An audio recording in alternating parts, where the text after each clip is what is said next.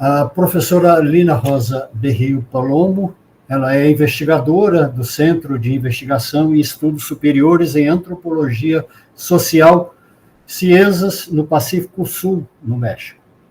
É também coordenadora do mestrado em Antropologia Social do CIESAS, da Unidade Pacífico Sul, e pertence ao Sistema Nacional de Investigadores, nível 2.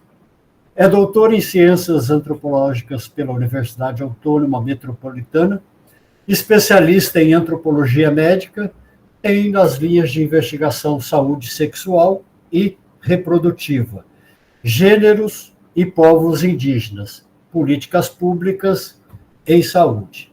Então, professora Lina tem dezenas de artigos publicados que podem ser encontrados, né, na internet, mas ela disponibilizou 4 artigos, né, em 3 livros diferentes, né, que já estão à disposição de vocês para consulta posterior, e quem teve o prazo conseguiu ler em tempo. Muitos dos artigos não chegaram em tempo para vocês, mas espero que possam ser bastante proveitosos para o trabalho de cada um, para a pesquisa de cada um de vocês. Professora, seja muito bem-vinda, muito obrigado mais uma vez, e fique à vontade, então. Muito obrigada, professor Dircio, professora Denise, Júlio, toda a equipe, né, dos professores.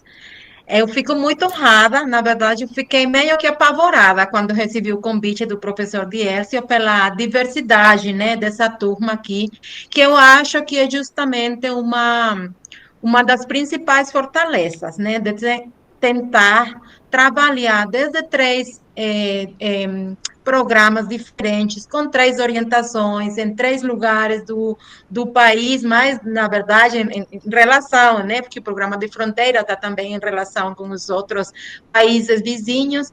Então, isso aí marca uma complexidade que, para mim, ficou no início, assim, meio que, meu Deus, o que eu vou falar? Porque, na verdade, a minha teorização não é feita exatamente desde o campo dos estudos interdisciplinares, mesmo que a preparação da palestra me permitiu, e aí eu queria agradecer, professor Dircio, a oportunidade, né, de refletir sobre a minha trajetória e como essa trajetória está, na verdade, engajada, né, numa diversidade de experiências disciplinárias, e que a mesma pesquisa vai construindo, né, o tema, a maneira também de se aproximar a, aos sujeitos e aos processos sociais que a gente estuda, né? Então, a minha apresentação para vocês, o dia de hoje, mais do que uma apresentação muito teórica, assim, é uma reflexão,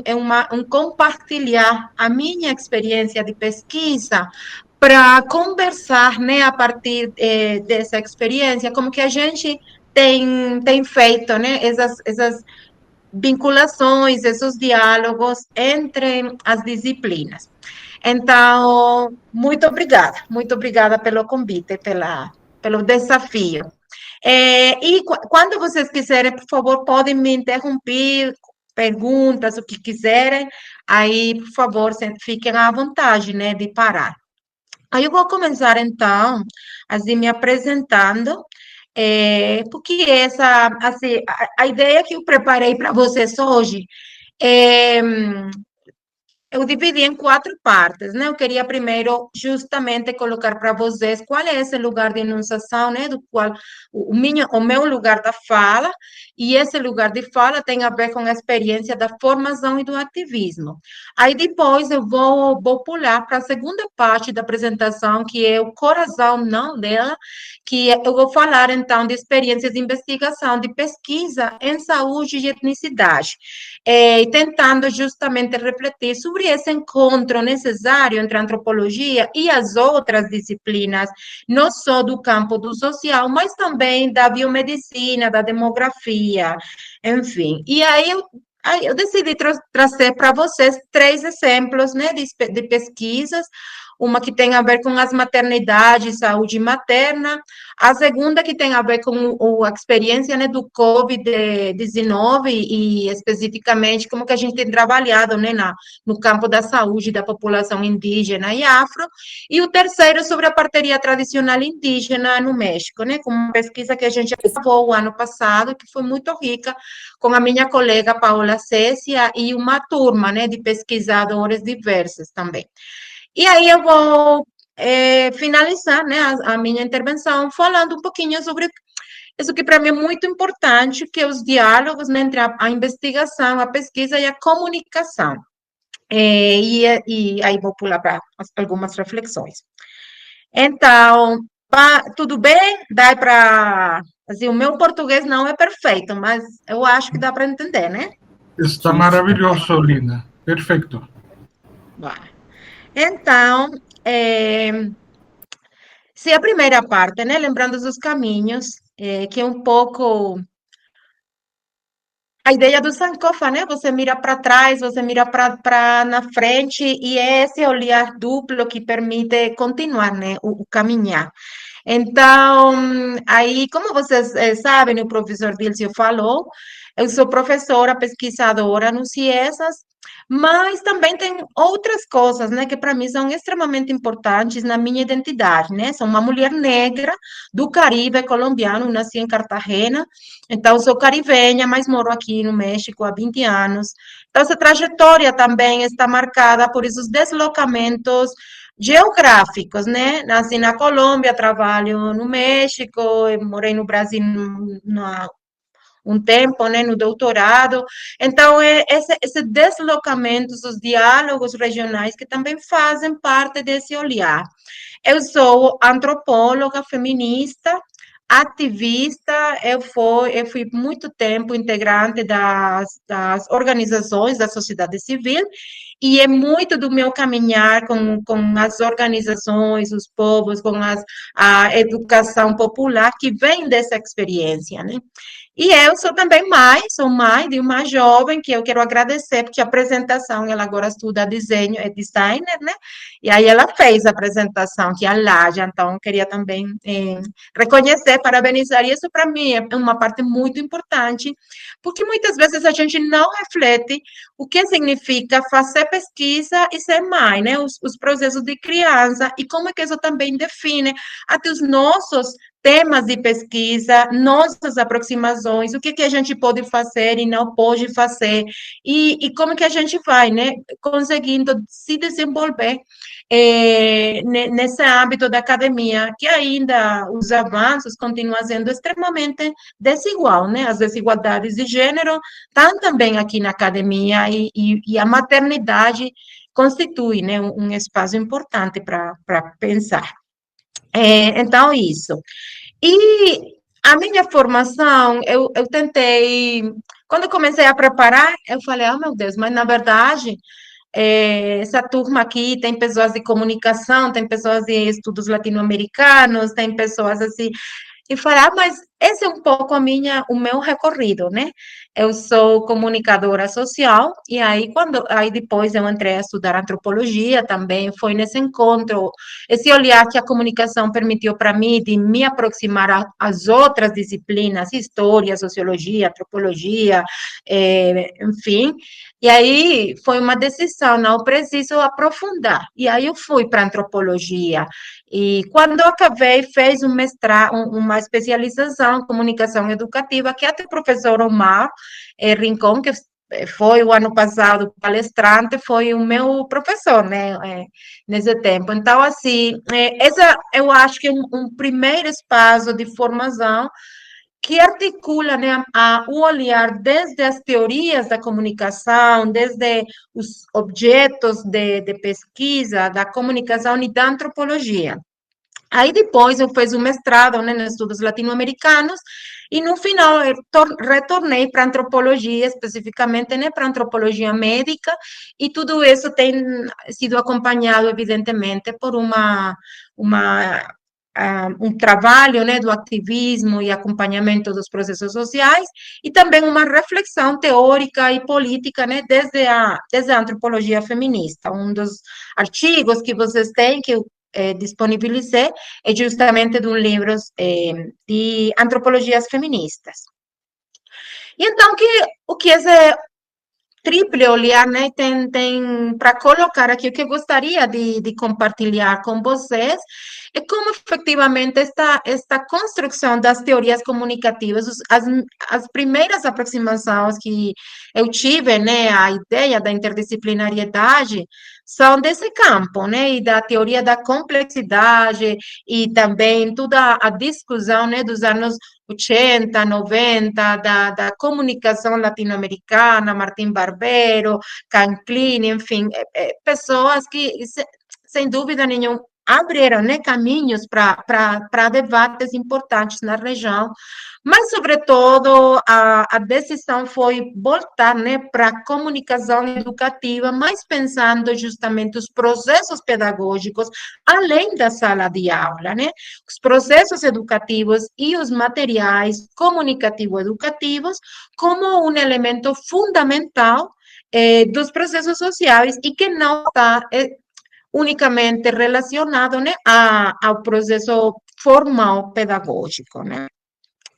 Aí, quando eu vim para o México para fazer um mestrado em estudos latino-americanos, né, na UNAM, eu acho que isso aí botou para mim uma série de aprendizagens e deslocamentos muito importantes.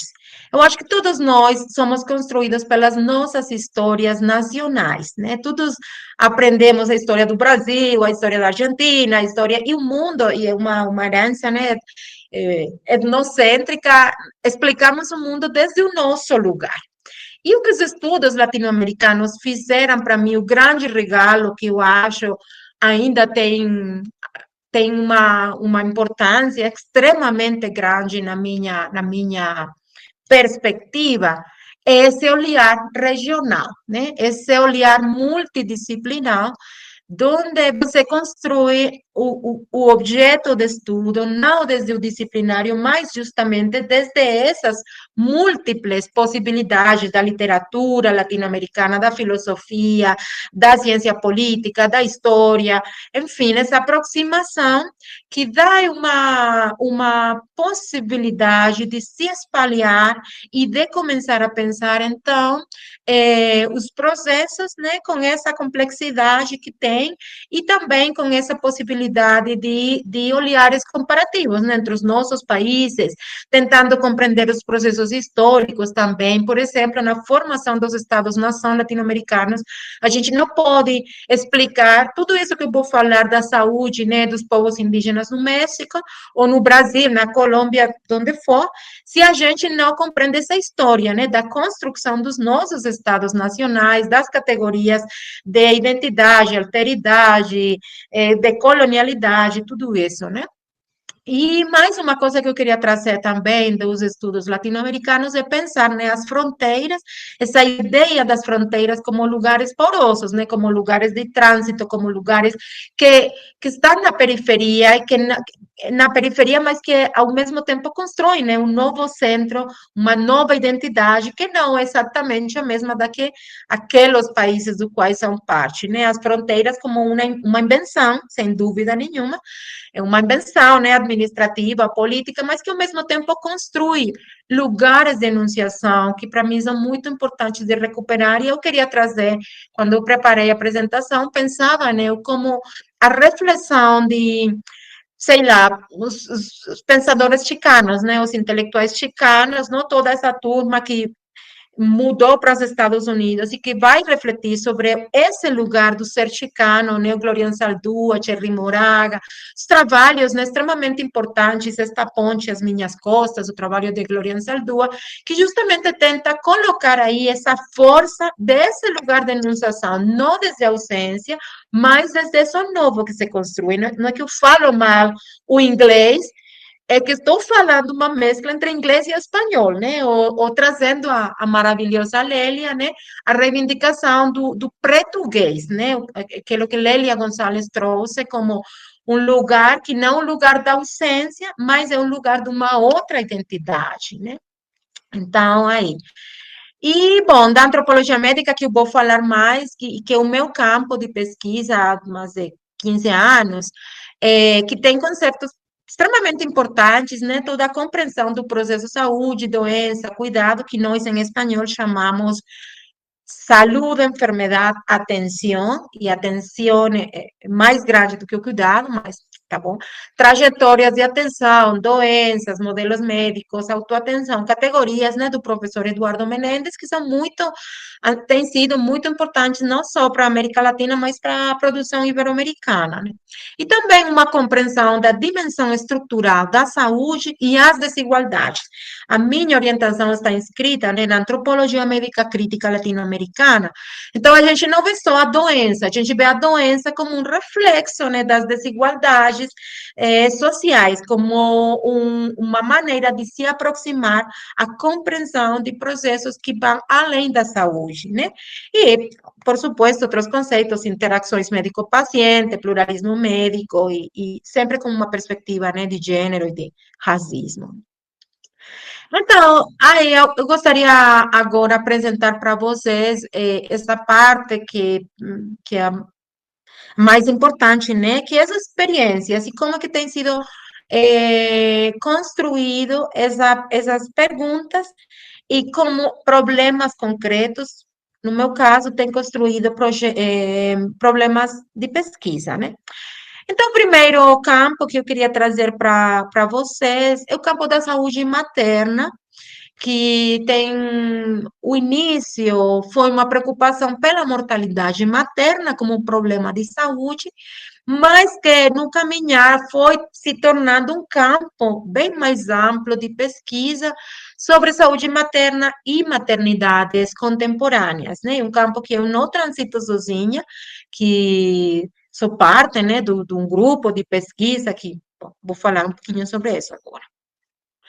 E, nesse sentido, eu queria dizer para vocês que a mortalidade materna foi o problema que há quase 20 anos atrás me levou a trabalhar nas comunidades indígenas, né, para tentar compreender como era que a morte materna estava configurando a vida, a saúde das mulheres e dos seus filhos, né, e isso tem sido parte de outros processos de ativismo. Na verdade, eu trabalhei muitos anos desde a sociedade civil, a organização que a gente fez parte, que o nome é Quinal Ancetic, que em celtal, uma língua de Chiapas, quer dizer terra das mulheres, não? E aí, desde Quinal, a gente estava juntamente com as organizações de mulheres indígenas, lideranças indígenas, parteiras, etc., tentando compreender como é que a mortalidade materna acontecia. E eu fico muito feliz, quero dividir com vocês, né, a alegria, porque esse aqui é o livro que apresenta essa pesquisa, e o livro, depois de um longo parto, ele nasceu, foi apresentado 2 dias atrás. Ele está já disponível, né, na versão eletrônica, e se pode descarregar, comprar, tudo isso. E então, um trabalho que para mim tem significado muitos anos, né, de pesquisa e de acompanhamento, que agora a gente pode conhecer melhor, né, no livro que eu chamo assim, Entre Saberes Diversos, se abre passo à vida, que reflete essa ideia da uma perspectiva que não está centrada na biomedicina, mas no pluralismo médico, né? Os saberes das mulheres, os saberes das parteiras, como curadoras especializadas, os saberes médicos, os saberes da família, das comunidades, e entre esses saberes que a vida acontece, né? Que a vida se reproduz. Então, aí eu comecei esse trabalho que eu fiz, né, no estado do Guerreiro, e aí eu teria que explicar para vocês, eu acho que no final eu tirei esse slide, mas a morte materna, a morte, né, das mulheres durante a gravidez, o parto, ou até 42 dias depois do parto, né? E a mortalidade materna, um reflexo das inequidades sociais, porque a mortalidade materna tanto no Brasil, que é extremamente elevada, bem mais alta em mulheres negras do que no resto da população. No caso do México, esses números maiores acontecem no caso das mulheres indígenas.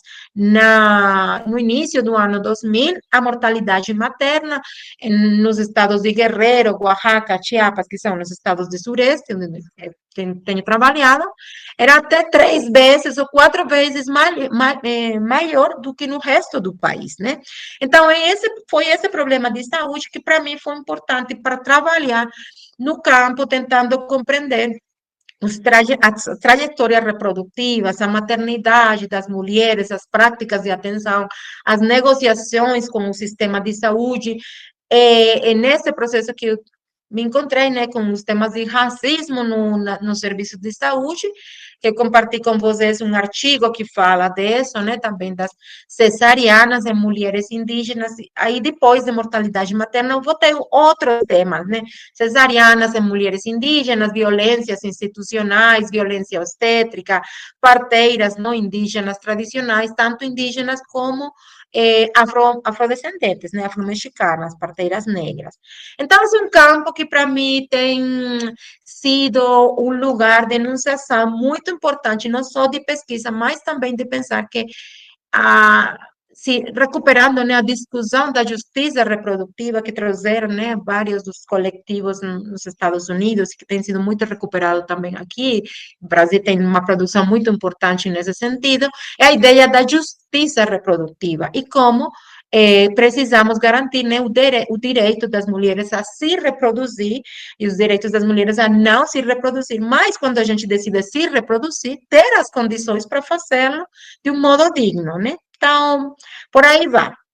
E aí eu queria simplesmente condividir com vocês como esse campo foi se ampliando e muito do trabalho, para mim, não é só o interdisciplinar, mas também essa possibilidade do trabalho compartilhado, né, com outras colegas, com outras instituições. Então, aí a gente tem um seminário permanente sobre maternidades no século XXI, de quais somos parte, né, colegas da 3 instituições, UAM, UNAM e CIESAS, e onde tem colegas estudantes do mestrado, doutorado, principalmente aqui no México, mas dos outros lugares também.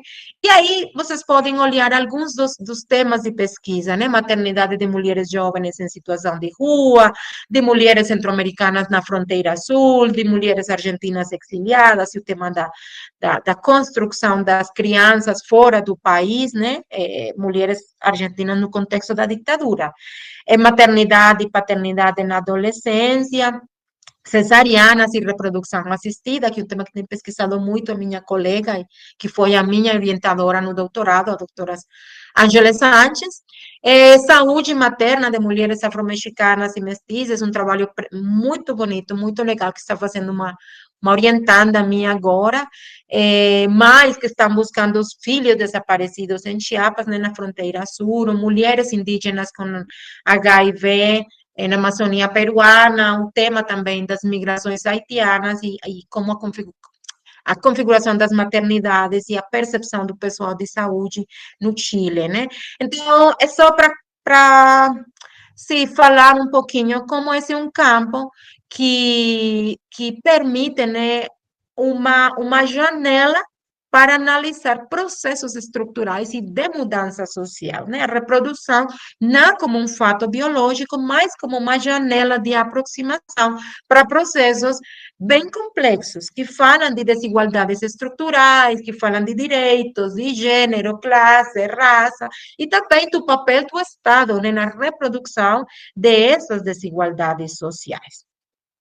E aí, como a gente tem, só para colocar um exemplo, né, como para nós, na nossa orientação, o conceito de trajetória reprodutiva tem sido muito importante, porque a trajetória reprodutiva permite a gente conhecer, né, uma perspectiva processual que está olhando não só o que acontece no momento do parto, ou no momento da gravidez, ou como que essa mulher é violentada no serviço de saúde, porque uma mulher negra, ou porque uma mulher que não fala espanhol, espanhol, sei lá, mas isso faz parte de uma trajetória que vai construindo, né, as próprias escolhas das mulheres, as próprias trajetórias de atenção, as próprias decisões e a capacidade também de agência, né? Mas esse conceito bebe dos conceitos prévios, né? O conceito do curso de vida, que é muito importante na demografia, o Helder tem trabalhado muito esse conceito, né? E é extremamente importante para os demógrafos quando a gente vai seguir cortes, mudanças, etc. E o conceito, né, do trajetória de atenção, nós chamamos trajetória de atenção, esse caminho de atenção é a ruta, né, que as pessoas vão transitando em busca de atender os seus padecimentos, as doenças, etc. E então, como esses dois conceitos que vêm, um da demografia, outro da antropologia médica, se articulam em um novo conceito, trajetória reprodutiva, desde uma perspectiva também feminista, processual, etc., mas que é impossível de construir sem essas outras aquilo que nós puxamos, né, das outras disciplinas como ferramentas teóricas e metodológicas, né? Então, só para trazer um exemplo desses diálogos aí, porque a mortalidade materna não é possível se compreender sem conhecer ao menos um pouco de demografia e dos dados, né, da maternidade, razão de mortalidade materna, tudo isso, né, para mim tem sido uma oportunidade de compreender esse mundo dos números, e esse mundo dos números se articula com as nossas aproximações desde as disciplinas sociais, e particularmente desde a antropologia, né. E aqui eu gostaria de passar ao segundo exemplo, né, o segundo exemplo, que é os projetos que a gente fez com outras colegas e com outras lideranças afro-mexicanas no período da pandemia do Covid, né? O Covid-19 trouxe para a gente a necessidade de voltar o olhar para compreender como é que o Covid estava impactando de um modo diferenciado em alguns grupos de populações, né? Especificamente, povos indígenas e afrodescendentes. Então, aí eu gostaria de trazer para você alguns dos desafios. Desculpa. Alguns dos desafios que isso tem trazido. Então, a primeira coisa que eu gostaria de dizer é que a pandemia de Covid-19 tem muita literatura que já colocou isso como um fato, com muita evidência. Tem muita literatura no Brasil, tem uma produção muito interessante também aí da Fiocruz e de muitas, né, universidades, institutos, e do mesmo jeito, né, no México, em outros países. Mas, então, a gente pode afirmar como a pandemia afetou grupos específicos da população de forma diferente e como a pandemia exacerbou as desigualdades pré-existentes, né? Então, só para trazer o exemplo, alguns dados, né, do Covid-19 entre a população indígena, eu teria de dizer que México é o país com maior população indígena da América Latina. No censo 2020, 10% da população se reconhece como falante de alguma língua indígena, estamos falando mais ou menos de 7 milhões de pessoas, e mais perto do 25%, entre 20% e 22%, se reconheceu como indígena, né, na autoadscrição, e isso é muito interessante, porque, na verdade, cresceu, né, o porcentagem de população falante de língua indígena diminuir, mas, ao mesmo tempo, porcentagem de população que se reconhece assim como indígena aumentou. Então, nós estamos falando que 22% da população de um país como o nosso, com 110 milhões de pessoas, estamos falando de bastante pessoal, né? Mas tem aqui um problema para a construção do dado, né, do dado estadístico, E mais mesmo com esses dados que são complexos, eu vou explicar agora um pouco, porque a gente sabe que a Covid-19 entre a população indígena apresentou no México, né, menos casos respeito do resto da população, mas maior letalidade. Quer dizer que as probabilidades de uma pessoa falecer quando se contagiava de Covid eram muito maiores do que as probabilidades de falecer que tinha o resto da população. Então, isso que é muito importante, porque está falando de desigualdades, né? Todos nós podemos ser afetados do mesmo jeito pelo vírus, mas justamente essas desigualdades preexistentes que tem a ver com nutrição, acesso a serviços de saúde, distâncias, né, até o lugar, possibilidade de diagnóstico, de atenção, acesso a hospitais, Covid, tudo isso é bem diferente para quem mora nos espaços urbanos, para quem mora nos espaços rurais e também no caso da população indígena. Então, assim, os dados oficiais, por exemplo, do Ministério da Saúde, reconheceu, né, em 2021, que as taxas de letalidade entre a população indígena eram de 15%, em comparação com o 9% a nível nacional. Então, aí a gente vai, né, compreendendo esses dados, como permitem se aproximar a compreensão do fenômeno, mas não pode ser medido o impacto da Covid-19 somente em termos de mortos ou de casos de contágio, né? Os impactos foram muito maiores e os impactos implicaram todo o tema, né, dos danos permanentes à saúde, da necessidade de para as mulheres, por exemplo, de tomar conta da educação dos filhos, em lugares com muitas barreiras tecnológicas e a gente não conseguia, né, se ligar para as tarefas dos meninos, enfim. Então, eu queria trazer que um dos problemas, não só no caso do Covid, mas para pensar a saúde das populações indígenas e afro-mexicanas, é o tema da construção dos dados de saúde etnicamente diferenciados. E aí precisamos compreender, então, quais são as categorias da classificação racial nos censos.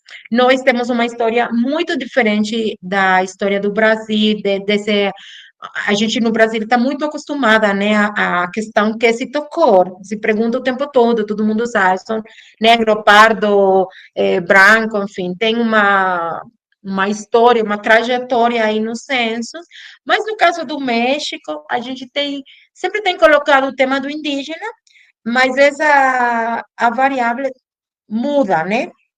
Hoje a gente tem falante de língua indígena e se considera indígena, né? E no caso das populações afrodescendentes, afro-mexicanas, essa inclusão é bem mais recente, é só no último censo do 2020, né? Aí, a gente tem, então, o dado nacional do censo, mas tem um outro que é muito mais preciso para pensar temas de saúde, que são os dados dos registros administrativos de saúde. Quer dizer, é o que a gente preenche, né, no centro de saúde, no hospital, e que permite ter uma aproximação bem mais precisa, né, das condições de saúde, de doença e de morte, né? Então, só para compartilhar com vocês como essas categorias étnico-raciais são também uma construção social, um espaço de disputa política e não só demográfica, não só de indicadores. Então, a pergunta, né, da identidade negra afro-mexicana só tem sido incluída no censo até o 2020, o último censo. E a pergunta é essa, né? Por causa dos seus antepassados e de acordo com os seus costumes e tradições, você se considera afro-mexicano, negro ou afrodescendente? Isso aí, a construção da pergunta foi uma grande discussão entre o movimento negro, o movimento afro-mexicano e o INEGI, né? A instituição das estatísticas, para como formular. Para muitas pessoas, a categoria afro-mexicana não diz nada. A categoria é sou negro, sou moreno, sou costeño, sou outras, né, formas nombrar-se. Mas então aí, e eu queria trazer também para vocês parte das imagens da campanha que as organizações fizeram para que a gente se reconhecesse, né? Se você me pergunta se eu sou negra, afro-mexicana, afrodescendente, eu falo sim, eu sou. Então, tem muito trabalho, né, pedagógico antes do censo para que a gente conseguisse compreender a pergunta e responder e até exigir, porque tem colegas que já têm documentado como os entrevistadores muitas vezes não faziam a pergunta por causa do fenotipo da pessoa que estava respondendo. Se eles achavam que a pessoa não era negra, então eles pulavam a pergunta e não faziam. Aí, como fazer para que a gente exigisse, né? Mas você não me tem perguntado se eu sou negra, né? Então, assim, só para colocar aqui os temas de disputa política, mas que tem também efeitos na construção dos dados, né? Neste caso, dos dados de saúde. Então, quais são as variáveis étnico-raciais que a gente pode encontrar nos registros administrativos de saúde no México?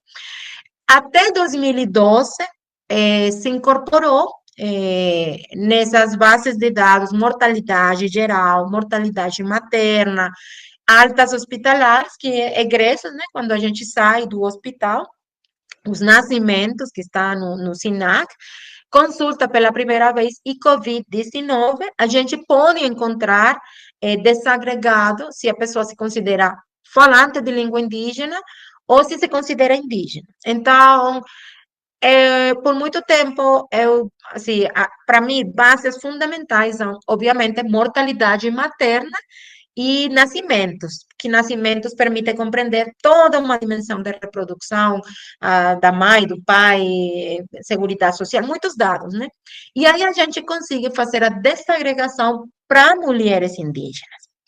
Mas, como vocês podem ver, a incorporação da variável afro-mexicano ou afro-mexicana tem só 2 anos. Até 2022 tem sido incorporada a variável e somente nesses 3 registros administrativos: consulta pela primeira vez, planejamento familiar e controle de gravidez, não, de gravidez.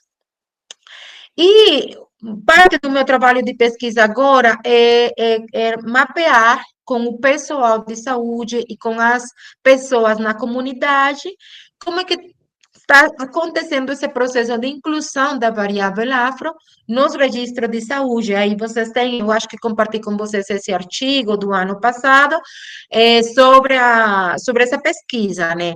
E só para trazer por que o pessoal acha difícil ou não faz, né? Não faz a pergunta. E a primeira coisa é essa: o pessoal acha que isso vai ser discriminatório, então não pergunta. O pessoal acha que é um trabalho adicional, que é uma obrigação, mas não tem utilidade nenhuma, que eles acham, mas são pacientes. Para mim não é importante se ele é indígena, se ele é negro, são pacientes, que é uma invisibilização que, na verdade, oculta, né, perfis de saúde específico. Também eu encontrei que é respondido, mas as pessoas não são questionadas. Assim, o médico, a enfermeira, ele preenche, mas não pergunta, né? Ou simplesmente não é perguntado porque os funcionários consideram que é irrelevante ou que a pessoa pode se ofender, não? Se lhe pergunta sobre o assunto. Como vamos, professor Dilce? Tudo bem? Vamos até aqui. Está perfecto, Lina. Maravilloso. Ok. Então, qual é o problema também com esse? No caso do Covid, quando a gente tentava, tem muitos artigos que falam destes impactos diferenciados do Covid em populações indígenas.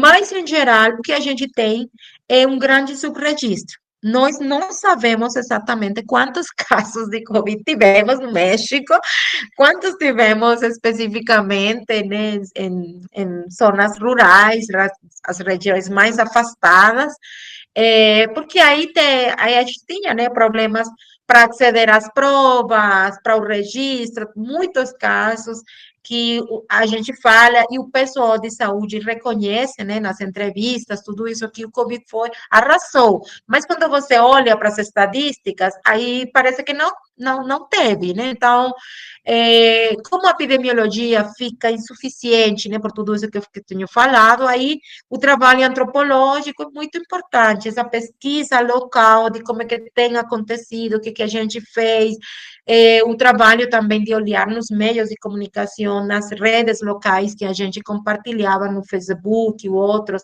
nas localidades, né, para compreender a dimensão e as medidas, quais foram as práticas de atenção, de autocuidado, quais têm sido as respostas do Estado. E aí eu recupero muito da perspectiva da Bina Dassi, de agora Paul, né, de os margens do Estado, de pensar como o Estado tem uma configuração que para muitos lugares é pensar-se desde os margens, né? Quais têm sido as respostas dos atores locais e também as formas de governança que as comunidades, especialmente comunidades indígenas, colocaram em prática, fechar entradas, saídas, fazer quarentenas, proibir tais coisas ou tomar certas medidas. Aí, frente à ausência do Estado, as formas de governança local e as decisões das assembleias comunitárias foram muito importantes, né? No caso da população indígena, especialmente, para retrasar a chegada da pandemia e a força da pandemia, né? Mas isso não aparece no dado epidemiológico, né? Esse é o trabalho antropológico, sociológico, sei lá, de campo, que permite compreender isso. Então, o Covid trouxe para nós, assim, esses desafios de pensar a ausência dos dados, no caso da população afro-mexicana, como não tem uma variável, se você não consegue saber quantas pessoas negras no México tiveram Covid, porque não se preenche, não tem uma pergunta sobre isso. Então, allí, frente a essa ausência de dados, implicou todo um trabalho também muito criativo de construir, seguindo, assim, por exemplo, quais eram os municípios com maior população negra, e aí, então, seguir quais eram os números de contágios, de mortes, fazer indicadores a partir disso.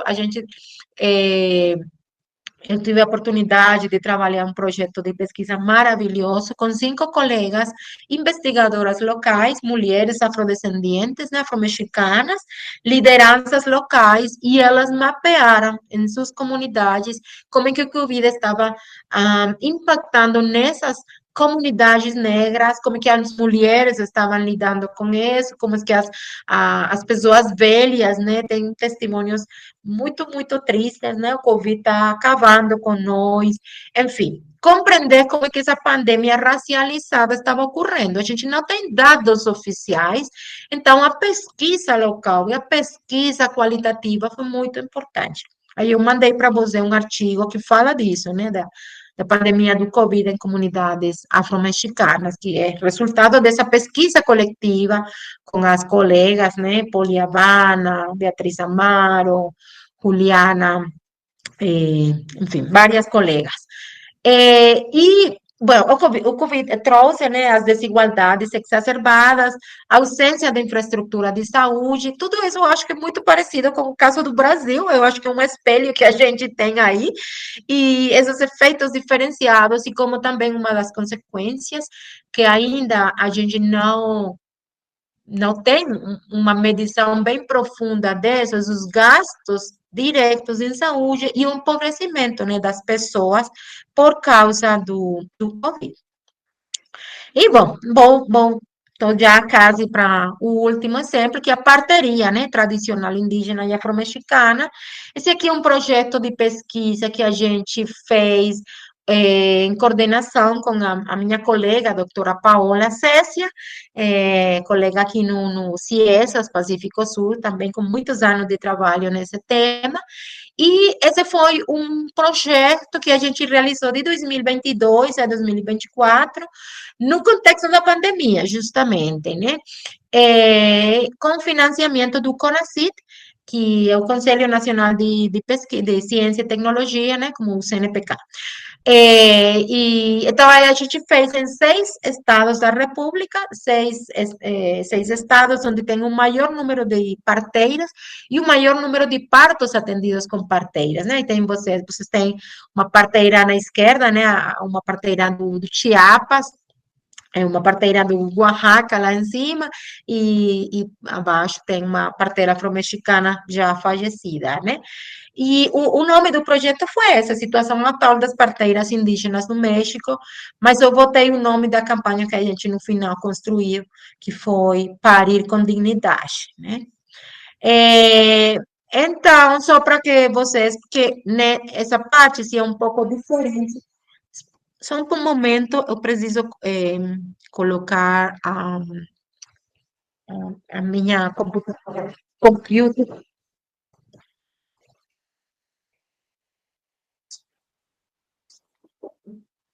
Agora sim. Então, só para compartilhar com vocês, porque eu acho que é um pouco diferente no caso do Brasil, no México tem um número muito importante, né, de parteiras tradicionais. É, também como o Brasil tem essa meta de 100% de partos atendidos no hospital, e de fato nós temos taxas de atenção hospitalar do parto de 98%, mais ou menos, mas tem grandes mudanças, desde a década dos 70, 80, que uma parte muito grande dos partos em regiões indígenas era atendida por parteiras, até chegar hoje a mais ou menos a 3% dos partos são atendidos por parteiras, mas estamos falando de mais ou menos 15.000 parteiras reconhecidas, e as entidades com maior número são também as entidades do Sureste, né? Chiapas, que aqui tem 4.000, mas na verdade tem muitas, mais de 4.000 parteiras, indígenas a maioria, depois Guerrero, Veracruz e Oaxaca, e assim, enfim, né? Então, foram esses os estados que a gente escolheu. E a gente construiu uma equipe multidisciplinar, nós dois antropólogas, a maioria do equipe era antropóloga, mas também tínhamos enfermeiras com doutorado em saúde coletiva, trabalhadoras sociais, gente de sociologia. Então, foi uma equipe muito, muito legal, muito interessante. Alguns deles que tinham sido os nossos estudantes e outros colegas que a gente convidou, porque foi um trabalho enorme, feito com parteiras e com pessoal de saúde, né? Com parteiras, nós trabalhamos com 259 parteiras, de 13 povos indígenas e algumas parteiras afro-mexicanas, em 6 entidades, né? Que eu já falei, e também a gente fez mais de 100 entrevistas, né? Com pessoal de saúde, de centro de saúde, hospitais, sim, diferentes níveis, vinculados, né? À atenção em saúde materna. Aí vocês 13 povos indígenas, Icot, Zapotecas, Otziles, Celtales, Tojolabales, Mayas, Nasavinho, Savinho, Dame, Paz, enfim, muitos povos indígenas, né? E parte do que a gente trabalhou nessa pesquisa foi uma indagação, né, pelas características das parteiras, o trabalho que elas fazem e os processos organizativos, né, das parteiras, também qual é o relacionamento que elas têm com o sector saúde, quais são os problemas, as dificuldades, os desafios, as boas práticas, tudo isso. Um terceiro tema foi a transmissão de conhecimento, que infelizmente, assim, preciso dizer que tem muita parteira que não está conseguindo transmitir o seu conhecimento, muitas das pessoas jovens não querem já seguir a parteria. E depois a gente tem um apartado especial, né, sobre a parteria no contexto da pandemia da Covid-19 e também qual é esse marco regulatório. A pesquisa, né, permitiu compreender quais são as condições atuais da existência da parteria tradicional e explicitar os desafios e as ameaças que a parteria tem, né? A gerar evidências sobre as barreiras, sobre essas ameaças, mas também sobre as contribuições das parteiras, em geral, na saúde materna, mas também durante a pandemia, porque elas atenderam casos não só do mulheres grávidas, mas também outros casos de COVID em geral, né?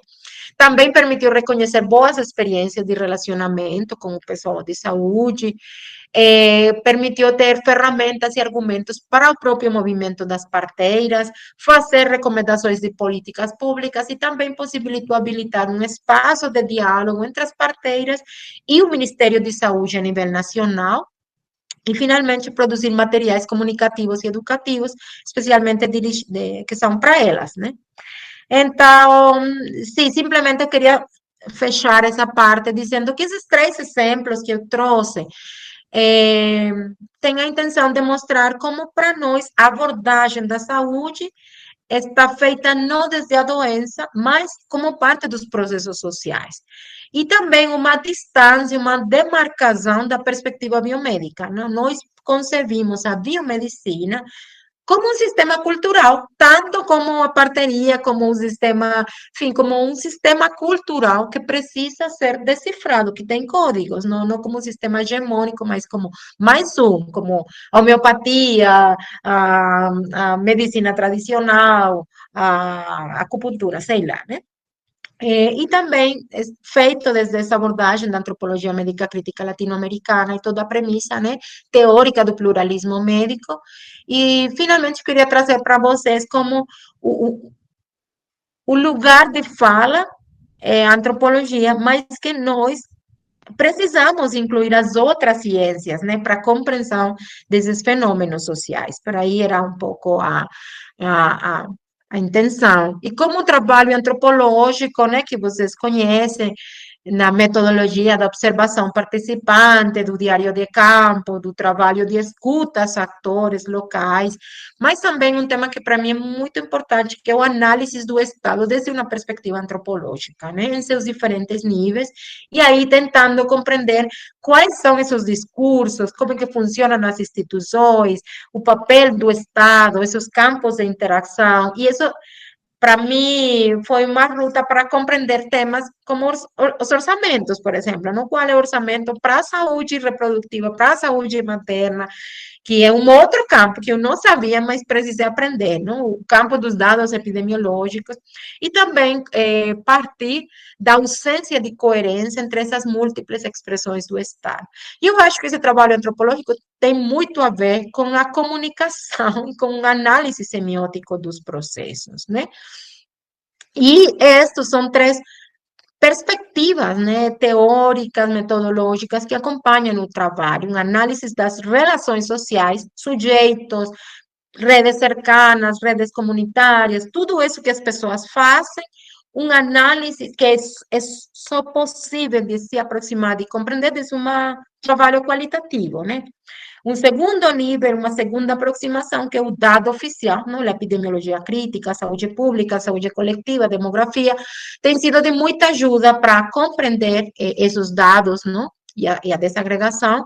E um terceiro nível, que é uma análise das políticas públicas e o papel do Estado, que allí a gente pega, não? Do antropologia do Estado, da sociologia do Estado, e também do análise do discurso. E, bom, vou fechar para respeitar o tempo, com os diálogos, né, entre pesquisa e comunicação.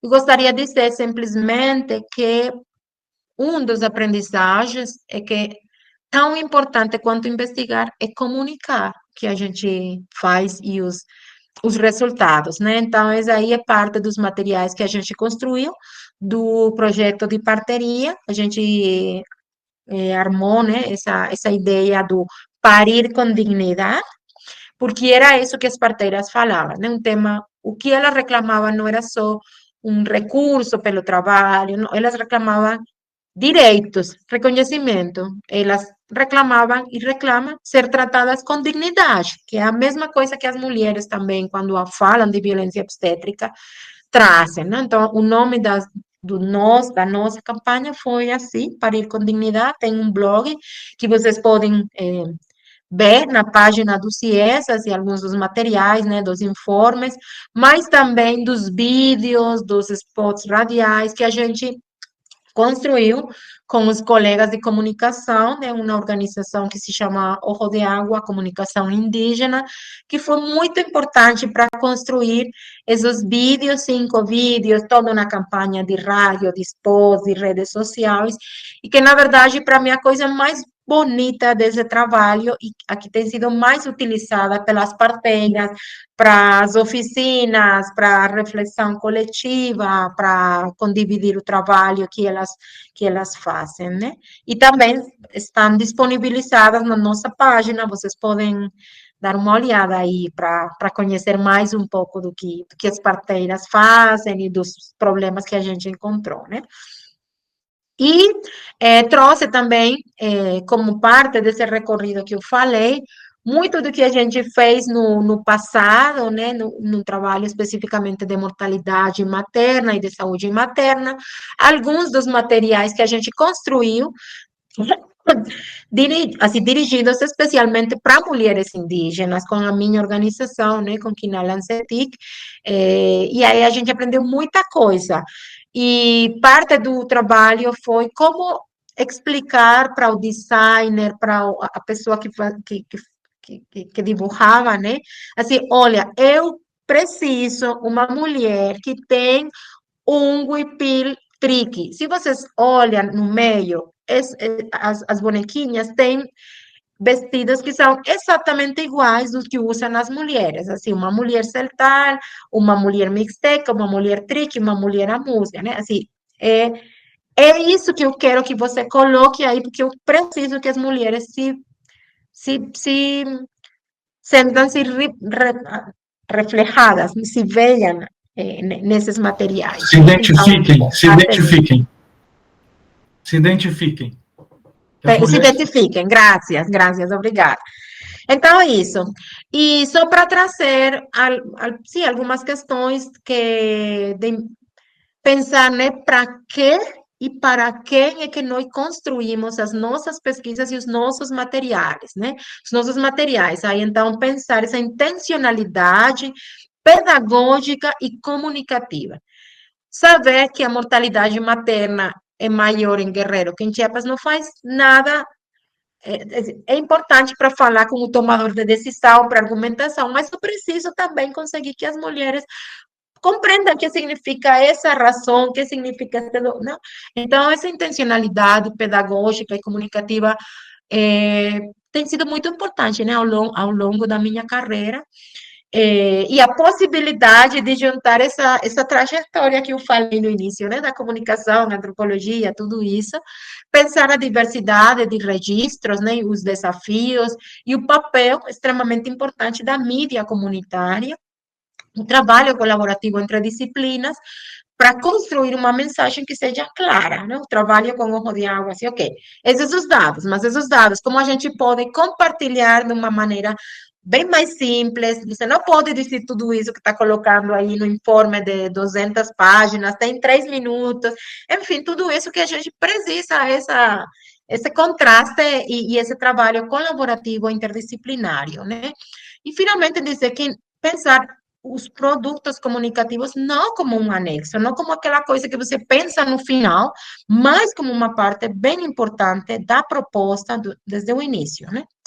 Então, para ir no final e voltar, né, sobre o convite que vocês me fizeram a pensar os desafios do interdisciplinar, eu tentei colocar aqui quais têm sido na minha trajetória alguns desses desafios e, ao mesmo tempo, a possibilidade de transitar nos outros campos, não como uma discussão teórica, não como uma pergunta teórica, mas é porque a realidade nos planteava, né, problemas complexos que exigem perspectivas múltiplas, que não é uma coisa que eu quero, não quero, mas eu preciso aprender demografia, eu preciso aprender sociologia do Estado, eu preciso aprender preciso me juntar com construir equipos que estejam tentando mirar desde essa complexidade que a realidade tem, né?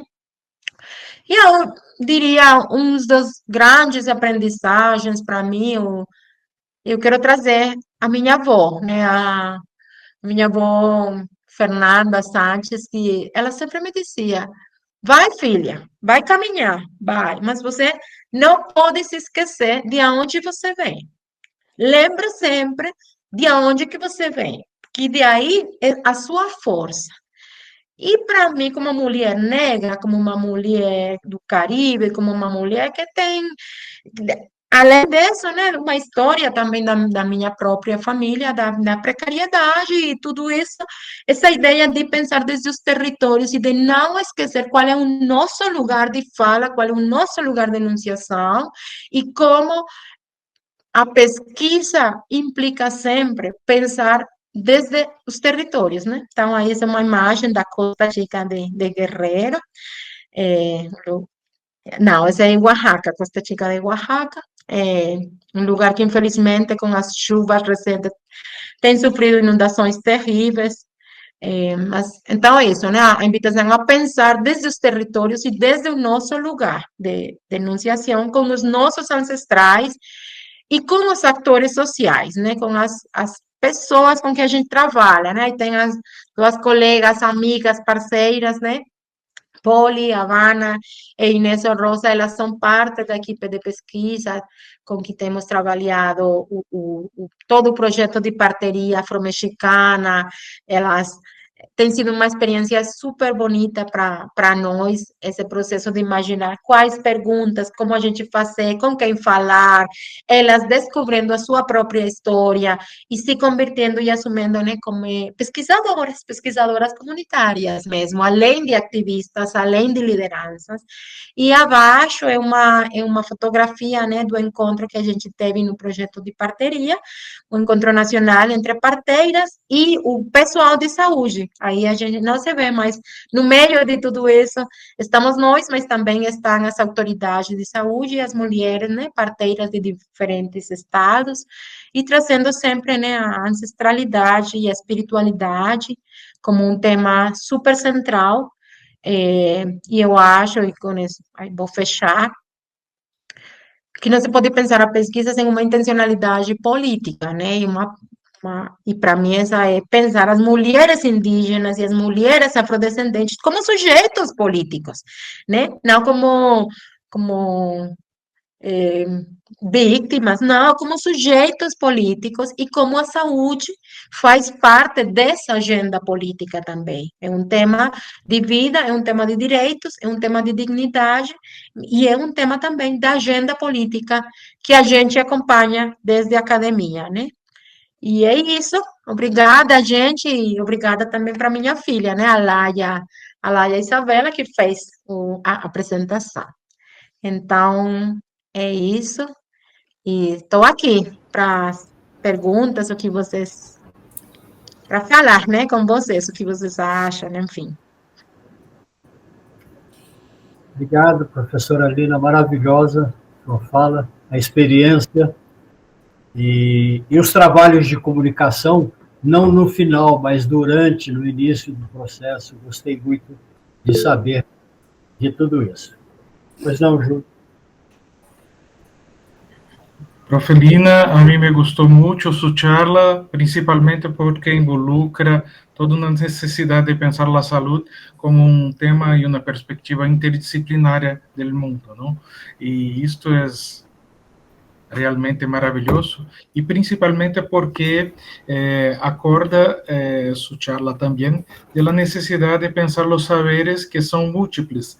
No hay solo un saber occidental, pero tenemos perspectivas muy distintas de comprender el mundo y de utilizar lo que sean los elementos de la naturaleza y transformar este mundo como necesitamos, ¿no? A partir de concepciones y representaciones muy específicas que tienen que ver con las dimensiones étnicas de las cuales habló usted, ¿no? Entonces, a mí me gustó mucho. Tengo una alumna que va a sustentar su tesis doctoral en 11 de noviembre. Lamentablemente no la conocí antes de esto, porque va a hablar exactamente de la salud en una perspectiva étnica y de una perspectiva de los saberes tradicionales del mundo, y es esto que estaba en su charla. Muchas gracias realmente. Gracias, Julio. Antônio, Luego me pasas el dato, me encantaría escucharla o saber de su tesis. Antônio? Muito bem, parabéns, professora Lina. A exposição, ela cobre uma série de questões angustiantes, sobretudo para nós que estamos produzindo trabalhos de tese e mesmo o pessoal da dissertação, né, também. Tem uma questão que me chamou muito assim, a atenção nas suas considerações, acerca desse pluralismo médico, né? Uma vez que o que nós notamos é que no campo da medicina há uma forte concepção cientificista, né, vamos assim dizer, que acabou tirando da medicina o que, em essência, ela foi. Se voltarmos, por exemplo, aos gregos, a gente vai ver que Hipócrates já falava que a medicina era uma arte de curar, né? E quando você traz as parteiras, as pessoas envolvidas, a comunidade, enfim, dentro de um processo que tem, entre aspas, uma certa preocupação rigorosa com asepsias e tudo mais, fica bem contrastante, né? Pois bem, eu pergunto, como... na verdade, não é bem uma pergunta, é uma questão mais ampla, né? Para alcançar essa pluralidade médica, faz-se necessário afastar a medicina dessa, digamos assim, dessa epistemologia eurocêntrica, intrínseca a ela, e trazê-la mais para o campo das artes, como, né, na sua gênese ela foi concebida? Maravilhosa a pergunta. Sim, eu acho que você colocou uma das questões centrais, né? Porque uma questão teórica muito importante de como a gente, desde a antropologia médica, considera a biomedicina, né? A biomedicina não como a ciência hegemônica, como eles se conhecem, se colocam a si mesmos, né? No modelo ocidental, efetivamente. E esse lugar hegemônico, né, tem a ver com a eficácia terapêutica, a eficácia simbólica, a queda, né, dos dados de, sei lá, mortalidade, o incremento na esperança de vida. Quer dizer, a medicina, a biomedicina funciona, né? Tem eficácia terapêutica concreta, mas não é só eficácia terapêutica, esse relacionamento, né? Como a ciência hegemônica do Estado e aquela que tem todos os recursos e todo o reconhecimento, e que também define os âmbitos de saber, como Foucault, não? Falava perfeitamente na explicação do início, né? Do nascimento da clínica, e a relação com o Estado, como parte do projeto nacional, digamos. Então, esse lugar hegemônico é hegemônico justamente porque todo mundo acredita nele. Que não é só uma imposição, tem formas de imposição, e no caso, por exemplo, das mulheres, o que a gente consegue compreender é como a parteira, uma forma da invisibilização, da negação, tudo isso, não vai com parteira, isso é perigoso, isso não é o tema da asepsia, você pode morrer, não é seguro, sei lá. Então, tem uma coisa de proibir, ou de colocar medo para as mulheres assistir, tudo isso que vai construindo também a hegemonia, né? Tem coisas de imposição, mas ao mesmo tempo que eu coloco no meu trabalho são essas mudanças generacionais, ou generacionais, aonde as mulheres mais jovens estão preferindo a biomedicina. O parto no hospital, as práticas, a cesárea, a Ana, tudo isso, né?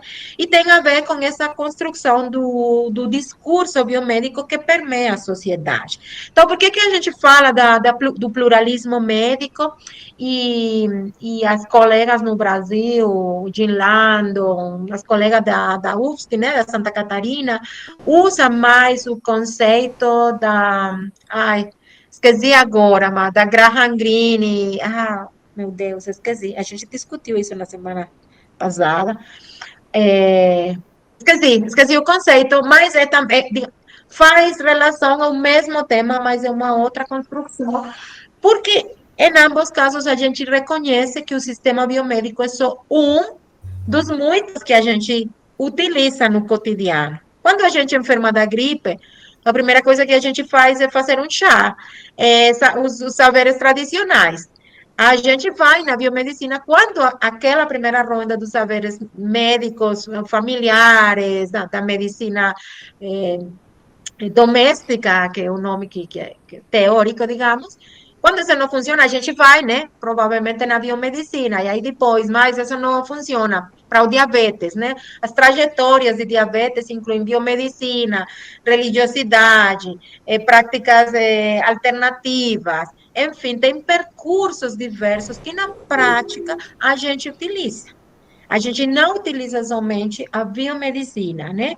Tem também, no caso do Brasil, muitos colegas que trabalham no papel terapêutico das religiões de matriz africana, né? Então, e como é extremamente importante também, que significa para o pessoal de saúde que faz parte de uma religião de matriz africana e tem uma outra concepção também da saúde, como é que isso se engaja na prática cotidiana. Mas a gente usa, a gente vai no terreiro quando tem um problema de saúde emocional, não vai provavelmente no psicólogo, porque nem tem, não tem acesso, sei lá, né? Ou quando a gente se enferma de espanto, de susto, empate, a gente vai com o curandeiro, não vai no médico que não vai conseguir compreender essa doença, porque não existe nessa episteme biomédica, né? Mas tem existência. Você foi ao cemitério grávida e aí você pegou o sombra do morto, então é por isso que você está com ameaça do aborto. Precisa fazer uma curação para tirar a sombra do morto do seu corpo, né? Então, esse pluralismo médico existe cotidianamente e é por isso que para nós uma premissa teórica muito importante de compreender como é que isso acontece. E o Covid mostrou isso. Mostrou a importância do que Eduardo Menendez fala, de práticas de autoatenção. Quer dizer, tudo aquilo que a gente faz sem acudir com um curador especializado, seja biomédico, seja tradicional, seja tudo isso que a gente faz no cotidiano, que usa o chá, as plantas, massagem, faz isto, faz o outro. Esse hábito da autoatenção foi muito importante no caso da COVID, né?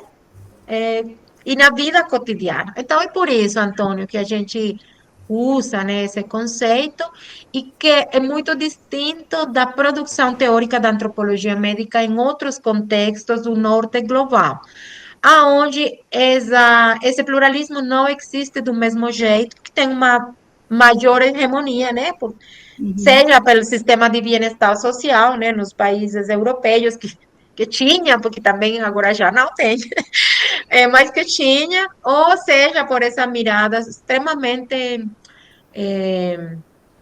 pues, engajada, né, no sistema capitalista, como nos Estados Unidos, que a gente tem que pagar, enfim, tem uma hegemonia muito maior da biomedicina, que faz que, teoricamente, o conceito de pluralismo médico não seja tão importante. Mas eu acho que isso está mudando também por causa das mudanças na população, né? Das migrações, por causa do uso das outras terapêuticas também nos países do norte global, né? Então, o conceito de pluralismo médico construído na nossa América Latina, eu acho que uma grande contribuição para compreender processos de saúde em outros contextos, né? É isso. Professora, graças por sua charla.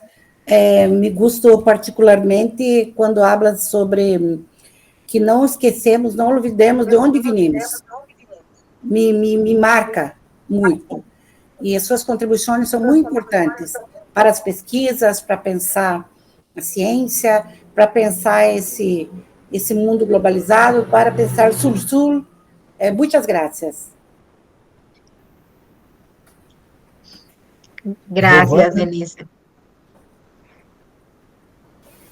Bom dia, professora, tudo bem? Queria primeiro agradecer pela sua exposição, fiquei muito feliz de conhecê-la, conhecer seu trabalho um pouco, né? E queria compartilhar contigo e te fazer uma pergunta, porque no ano de 2021 eu estava na graduação ainda e participava de um PET interdisciplinar. É um programa de pesquisa, extensão, né? E a gente fez uma pesquisa que foi intitulada como Necropolítica, Interseccionalidade e Apagamento Social, uma análise dos dados sobre raça e cor nos boletins epidemiológicos de Covid-19. Então, a gente foi pensar, né, nos primeiros 24 boletins epidemiológicos da Covid, do Ministério da Saúde aqui do Brasil, e o que a gente percebeu é que a subnotificação era gigantesca, assim, ainda maior do que a análise que a gente poderia fazer, né, sobre o critério raça e cor. O que a gente observou foi bem parecido com o que a senhora explicitou para a gente, que as hospitalizações e óbitos das pessoas negras, né, incluindo aí pessoas pretas e pardas, eram bem maiores do que das pessoas brancas, e quando a gente olhava para as pessoas amarelas indígenas, elas mal apareciam, assim, nesses dados, né? Então não dava nem para a gente considerar como estava acontecendo a assistência dessa população, né? Eu queria perguntar para você como que você tem observado aí no México, atualmente, né, as políticas públicas voltadas para a Covid, porque aqui no Brasil, pelo que a gente tem visto, não sei a nível nacional, mas essa ausência de vacinação, né, a gente não tem tido mais nenhuma política voltada para a contenção da doença, e quanto mais pensar, né, nos critérios raciais, de gênero, enfim, critérios que fazem sentido para a gente pensar essa análise, né? Obrigada, Giovana. Lembrei, Antônio, intermedicalidade, é um conceito que usa mais no Brasil, né? Tomado aí da Graham Greene, enfim, intermedicalidade.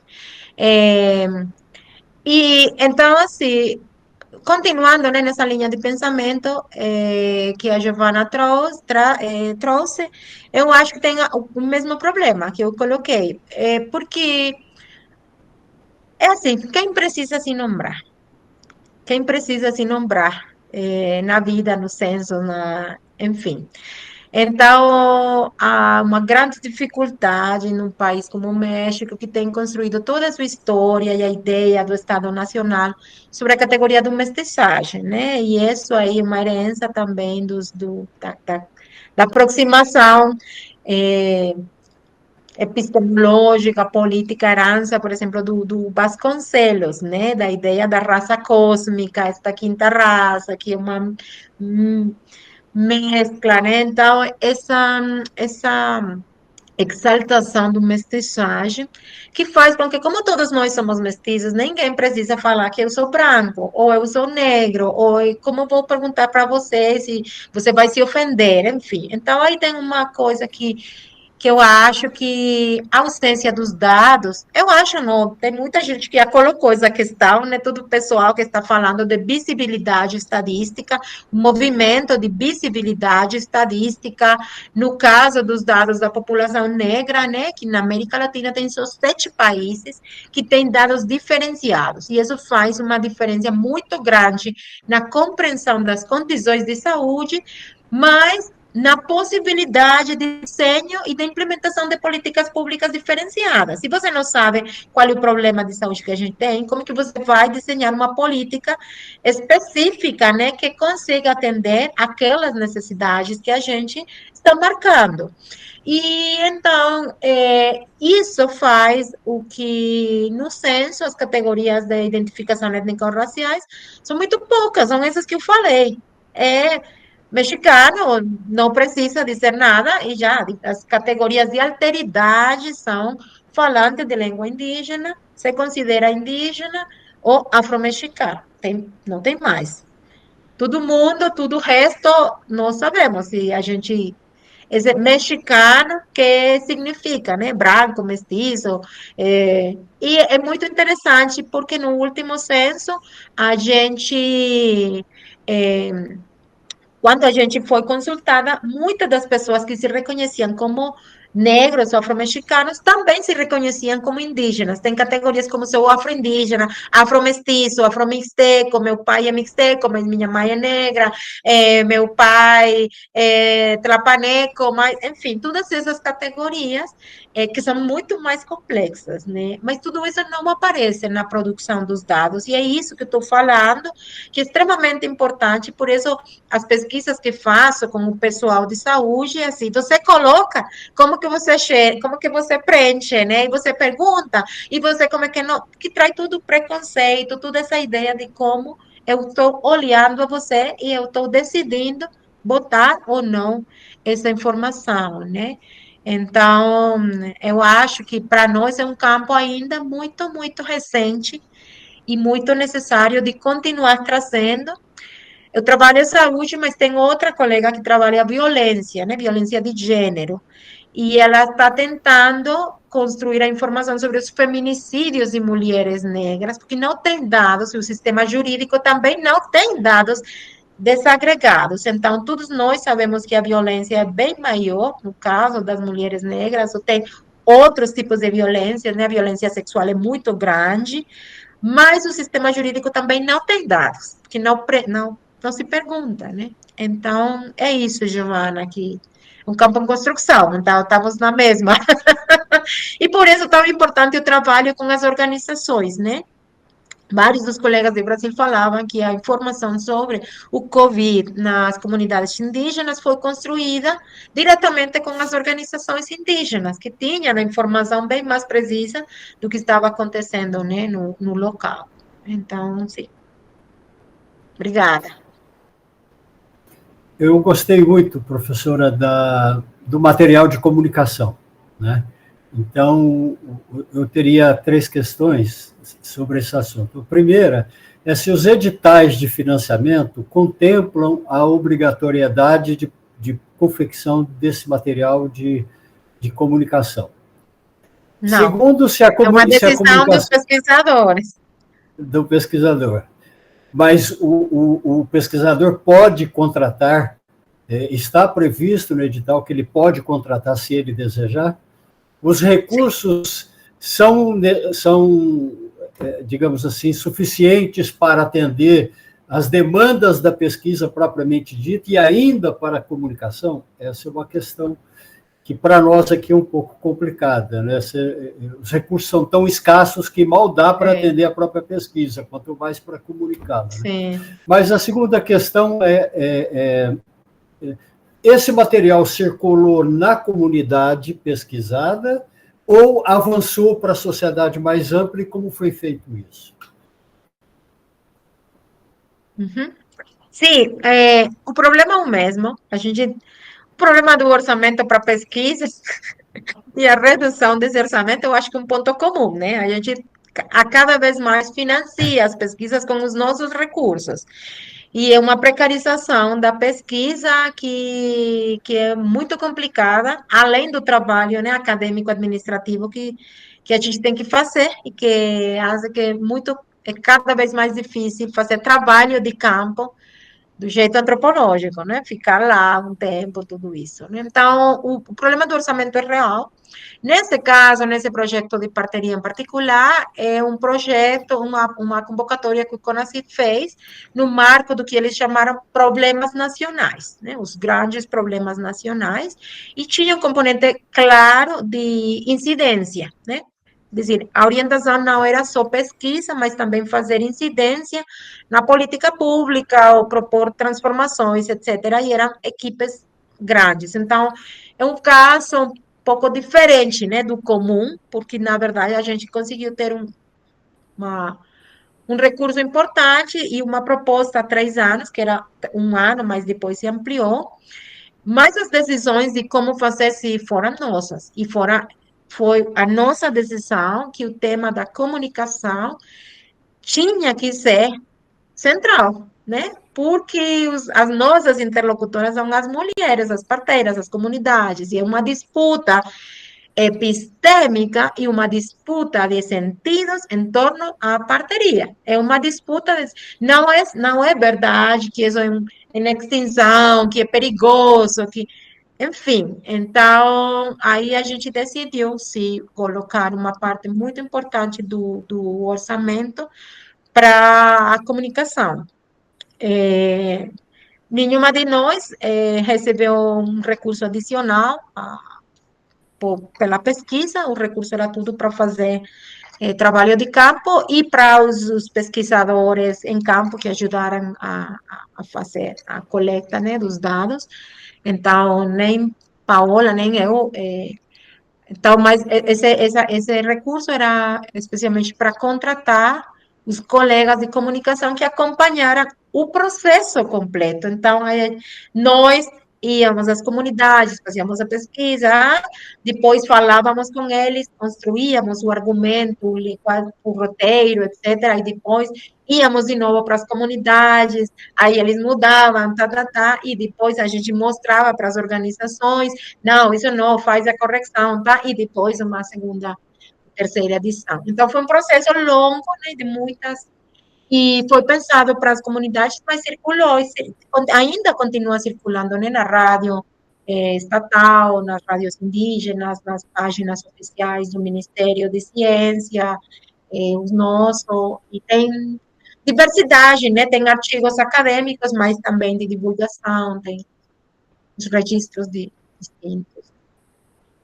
Mas eu Obrigado. concordo com você. Isso aí é uma coisa em extinção. O orçamento assim, para fazer desse jeito, né? Com uma equipe grande e com condições, né? Adequadas. Verdade. Obrigado, professora Ivoneide. Bom dia, professora Nina. Que bom reencontrá-la. Saudades. Que bom estar aqui. Foi uma apresentação incrível, muito proveitosa. E eu queria saber um pouquinho mais sobre a questão da valorização, conhecimento e atuação do trabalho das parteiras, né? Que é um trabalho muito interessante. E mostrou, né, só não mostrou os projetos que têm sido realizados para valorizar e praticar esse conhecimento ancestral.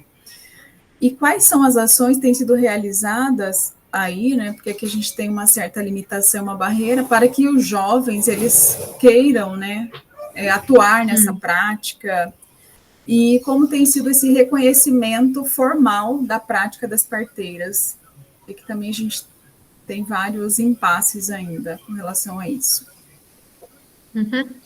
Obrigada, querida. E também quero agradecer também a Ivoneide, porque ela fez a última revisão da apresentação. E pedi, por favor, revisa aí Tranquilo. português, e ela ajudou muito a gente. E foi maravilhoso ter Ivoneide aqui no CIESAS com a gente, 6 meses. Eu acho que esses intercâmbios são realmente uma coisa que a gente precisa aprofundar, porque a construção dessa perspectiva regional, interdisciplinária, além do nosso umbigo, né?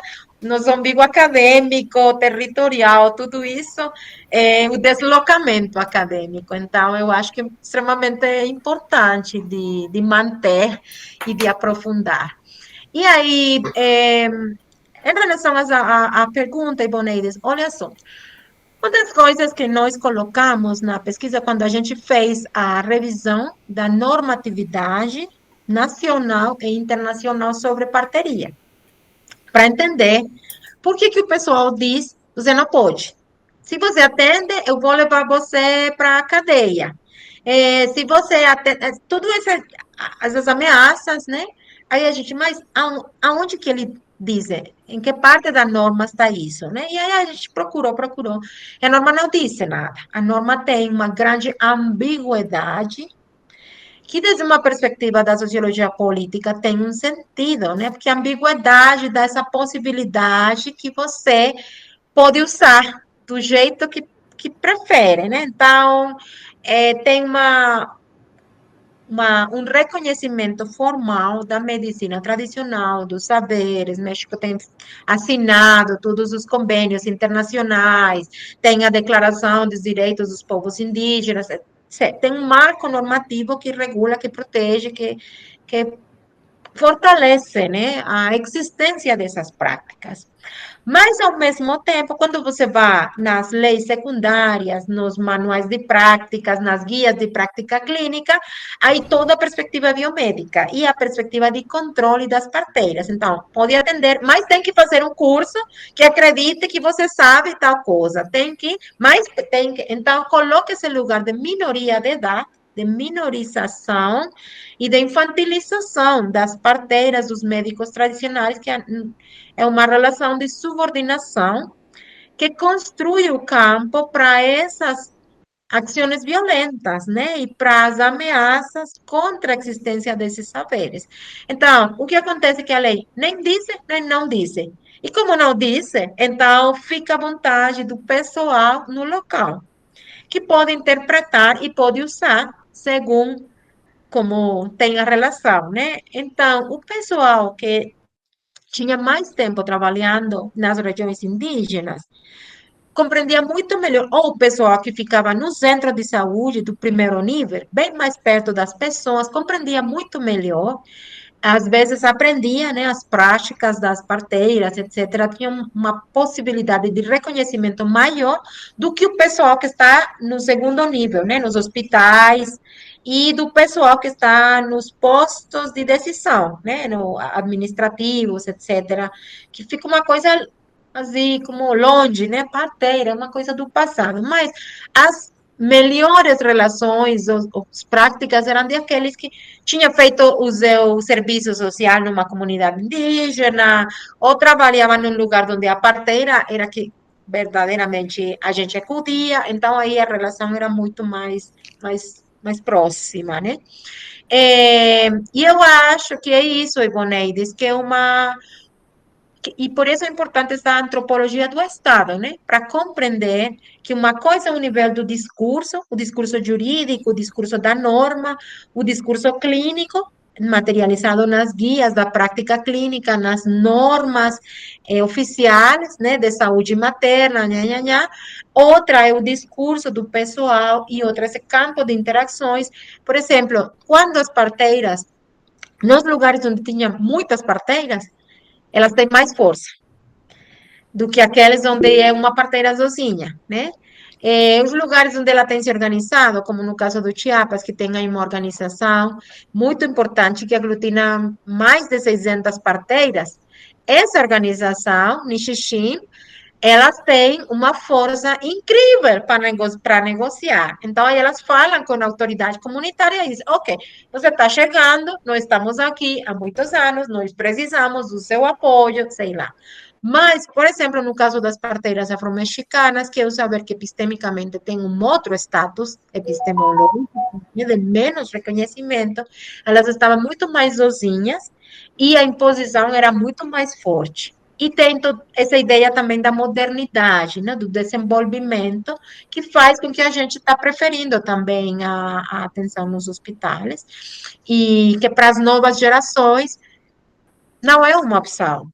Então, muitas das filhas das parteiras estudam enfermeria, enfermagem, ou parteria profissional, o outro que diz, não, minha mãe trabalhou muito, ganhou muito pouco, ela está doente, ela não tem nenhum apoio, eu não quero, né? Então, não fica como uma opção para muitas das pessoas jovens, né? Não sei se consegui responder.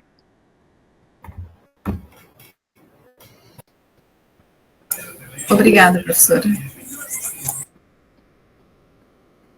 André?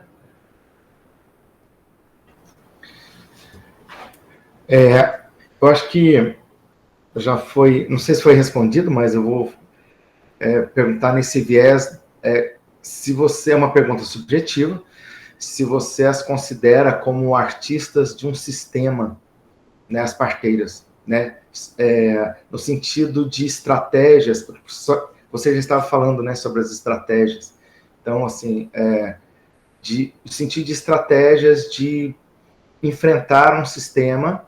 Uma vez estava pensando aqui, né, antes da medicina já existiam as parteiras, aí veio a medicina e falou assim, olha, vocês não são dignas, né, e aí eu ia perguntar justamente sobre essa questão das estratégias delas, pessoalmente, né, como você as vê nesse sentido, dessas estratégias, pessoas que querem o bem, que trabalham, né, nesse sentido, e se você percebe, nesse sentido de estratégia, arte, no sentido da criação delas em relação a essas estratégias. Obrigada, André. Preciosa pergunta. Quando você falou de arte, eu lembrei de imediato há muito tempo, né, em São Luís Acatlán, uma comunidade de La Montanha de Guerreiro. E eu estava falando com uma menina jovem que ela é parteira profissional, ela estudou parteria técnica, né? A única escola pública de parteria profissional que existe no país. E ela é filha de parteira tradicional. E ela estava voltando para sua comunidade agora como parteira formada, né? E ela falou para mim uma coisa que eu adorei, eu acho que está no livro, no livro que acaba de sair, e ela falou: a mano é que sabe, A mão é que toca, a mão é que tem todo o saber, a mão é que percebe, todo o nosso saber está na mão, é a mão que acompanha. E aí ela fez uma disquisição sobre a mão, né? Como essa possibilidade de, como, como ferramenta, né, de percepção, de compreensão da realidade, de saber quando o momento é a mão que sabe, quando se abre, quando está quente o suficiente, quando você está.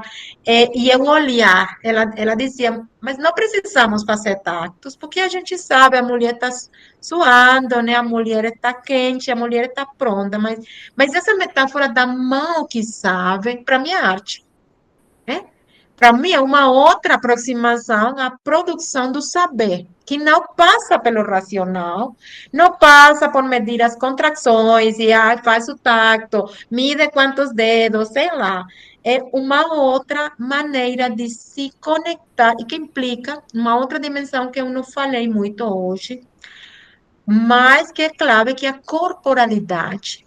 O corpo que sabe, na antropologia dos sentidos, do corpo, da escuta, do cheiro, tudo isso que constitui uma forma de compreender o que está acontecendo, que não é possível de aceder com o dado epidemiológico. Tem só que estar, tem que ficar aí, tem que escutar, tem que olhar, tem que dar conta do que está acontecendo, né? E o que sucede quando a mulher está quando o bebê está nascendo, esse lugar, né, de ficar aí, muitas vezes que eu acompanhei parto, para mim era só cantar, era a primeira coisa que você sabe fazer, além de ser antropóloga. Nada, essências, aceites, massagens, sei lá, e aí eu pegava o bebê e aí vamos cantar. Ninguém ensinou isso para mim, mas era uma maneira, né, de como você acompanha esse momento da vida inicial, e tem muitas formas que não passam pelo racional, né? E eu acho que é isso que a gente fala quando dizemos parir com dignidade, que você tenha a possibilidade de escolher aonde você quer. Se você quer num hospital, faz, porque para você isso é seguro. Mas se para você é muito mais seguro, muito mais acolhente, ficar em casa, com a família, com tudo isso. Então, é isso o que a gente fala quando fala de justiça reprodutiva. E dar essa possibilidade dos outros sentidos e dos outros atores, das outras pessoas, de participar desse momento que é extremamente natural também, sim, pode se complicar, eu sei, mas na maioria dos casos é muito, é corpo, né, Pierre? Então, isso, para falar da arte.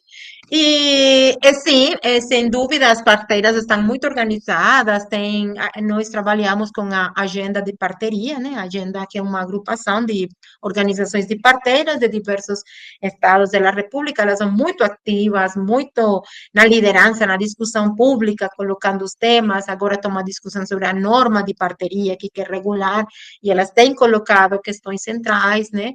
Então, essa parte é muito, muito clave. E, obviamente, dessas 15.000, nem todas estão organizadas, né? Muitas estão sozinhas, estão afastadas, etc. Mas eu acho que sim, sem dúvida, as parteiras são um sujeito político que está tentando discutir com o Estado que tipo de práticas, né? E quais são os campos, e também uma das coisas que a nossa pesquisa colocou de um jeito irrefutável, que são dados nacionais, é como na pandemia o número de partos atendidos com parteiras se incrementou de um modo substancial, especialmente em 2020 e 2021. 2022, aí eu falo, é o retorno ao velho ordem. Então, a biomedicina pega de novo e o parto retorna ao hospital. Mas essa janela, né, de ambiguidade, de que o serviço de saúde estavam saturados, não tinha como atender, permitiu que muitas mulheres pudessem ter os partos, né, com as parteiras na casa, porque não queriam acudir no hospital. Então, eu acho que também isso a gente precisa colocar na discussão de política em saúde. Se a gente demonstrou, se a mortalidade materna aumentou na pandemia, e nós tornamos a razões anteriores, mas aumentou por causa do Covid, né? E foram mortes no hospital, não foram mortes com parteiras. Então, é tudo isso, e aí eu acho que o nosso trabalho enquanto pesquisadores, de produzir dados de uma maneira rigorosa, que tem uma utilidade também para o debate público, né? É isso, André, não sei se consegui te responder. Lindo, lindo. Muito obrigado, sim, com certeza. Muito obrigado. Uma curiosidade, professor, as organizações médicas, associações de médicos, ginecologistas, eles atuam politicamente contra as parteiras? Difícil pergunta, porque não é, sim, não é homogêneo. Tem, obviamente, a Associação dos Ginecologistas, que bom, obviamente, tem sido muito importante para a colocação, né,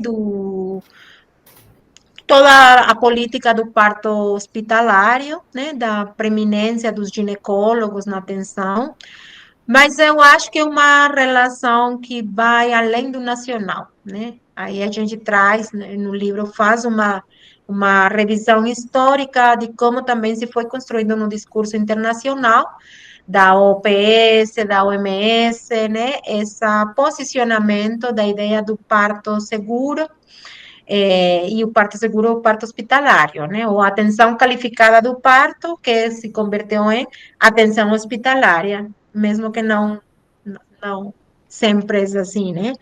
Então, acho que tem uma conjunção desses lineamentos internacionais que os países pegam, né, toda a política contra a mortalidade materna, de saúde materna, muito voltada para gerar as condições para evitar complicações, riscos, tudo isso, e que tem sido muito importante para a queda, né, nos indicadores da mortalidade materna, mas que ao mesmo tempo tem essa outra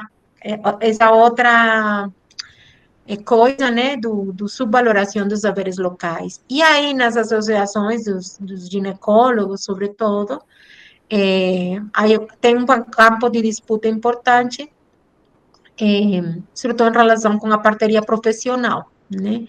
Aí, esse é um campo de disputa. Se as parteiras profissionais que têm um título profissional, como se insertam ou não no sistema de saúde, né? As obstetrizes, no Chile tem um século de obstetrícia, né? São parte do sistema, e aqui é bem mais recente, e é um campo de discussão importante. E um outro que eu diria, curiosamente, uma das razões para que as mulheres não vão com parteira é o certificado do nascimento. Porque o certificado do nascimento é um documento oficial que só pode emitir o Ministério de Saúde. Então, antes as parteiras podiam fazer um documento e aí você ia no registro civil e o registro civil registrava o bebê.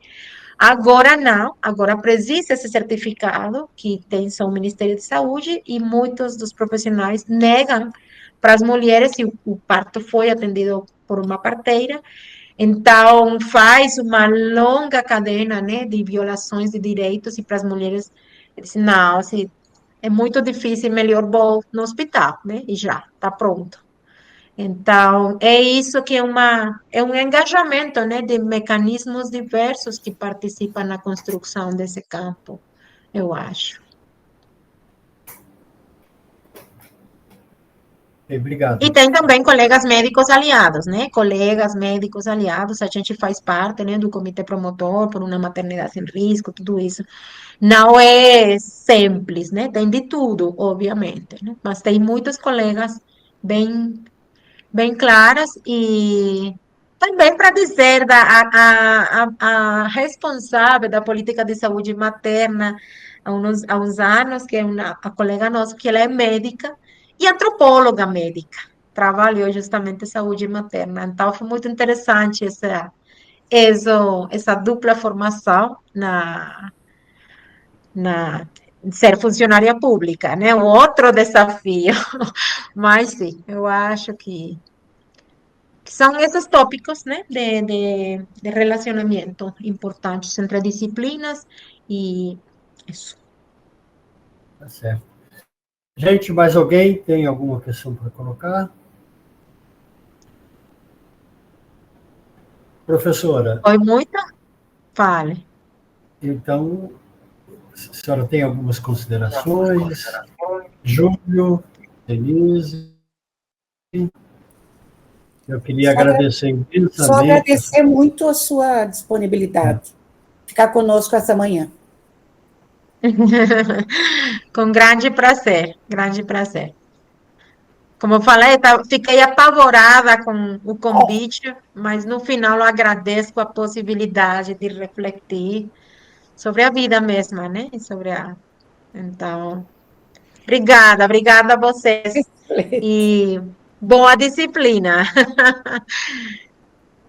Obrigado, professora. Obrigado, gente. Tchau, tchau. Nós nos vemos na próxima sexta-feira. Né? Um grande abraço.